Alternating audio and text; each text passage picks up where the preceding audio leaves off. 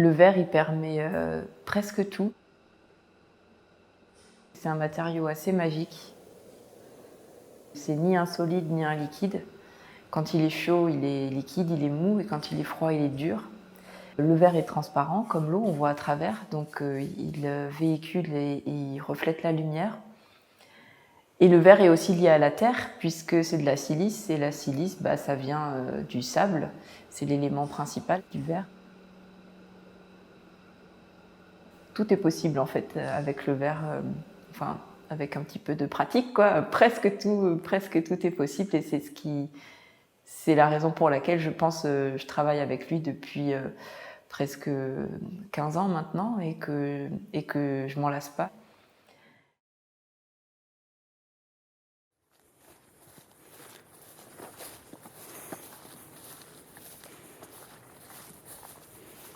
Mon axe de recherche, c'est notre environnement, c'est pourquoi il a cette tête-là, pourquoi les montagnes, ça a des têtes de montagne, pourquoi les champs ont telle ou telle forme, d'où ça vient. L'agriculteur, il transforme son territoire puisque c'est son outil de travail. En fait, c'est lui qui va décider que à tel endroit il va y avoir une haie, à tel endroit il va y avoir un fossé. Cette parcelle, elle est découpée comme ça parce qu'il va y planter, je sais pas moi, du maïs ou du blé. Le vent, la pluie, ça façonne aussi un territoire. Là, par exemple, les sols sont détrempés, les rivières débordent, et forcément, ça change la physionomie du territoire, ça laisse des traces. Et c'est ces traces-là aussi que j'essaye de cristalliser en quelque sorte dans mes pièces, puisque c'est cette idée de millefeuille, de strates d'histoire qui se superposent. Et moi, j'essaye juste de témoigner de ces moments-là, parce que j'y suis à ce moment-là, parce qu'il y a une histoire souvent qui s'y raccroche. Et j'essaye d'en témoigner et de le traduire en fait dans mes sculptures.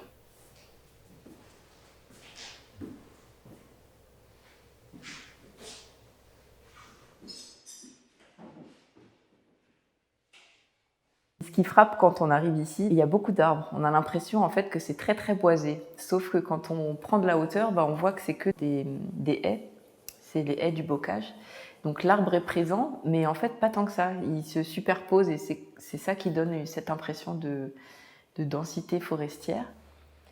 Et ensuite, j'ai de plus en plus poussé vers l'océan. Et entre la mer et le bocage, il y a le marais.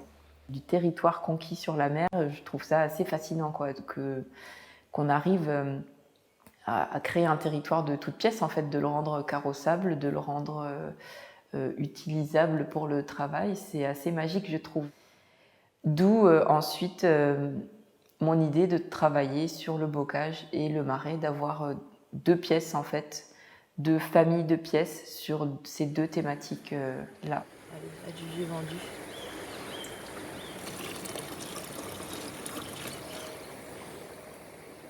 Une résidence de 2 mois, c'est assez précieux comme temps. On a tout son temps pour bosser à l'atelier. Et c'est un peu comme une retraite de moine. C'est vraiment un temps privilégié pour le travail. On arrive, on est très ouvert, donc on est très poreux, spongieux, on absorbe un peu tout.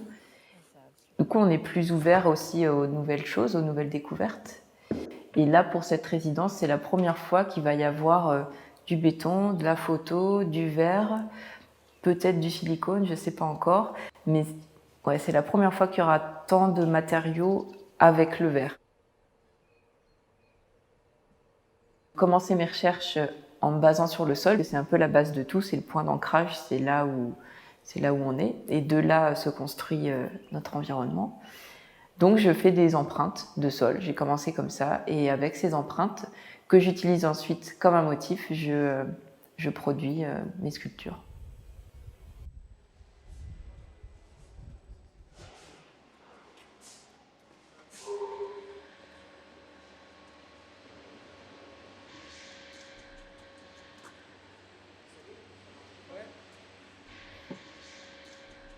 Quand j'ai débarqué ici, je savais que la technique que j'allais employer, ça allait être ça.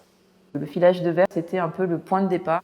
Dans l'exposition, on va voir que Ma pièce inspirée du bocage, ça ressemble aussi à une trame de tapisserie, en fait, une trame de fil, puisque c'est plein de fils de verre qui s'entrecroisent, qui se soudent et qui forment comme ça une grande surface, quoi, une étendue. Un peu comme la tapisserie, un peu comme la broderie après tout.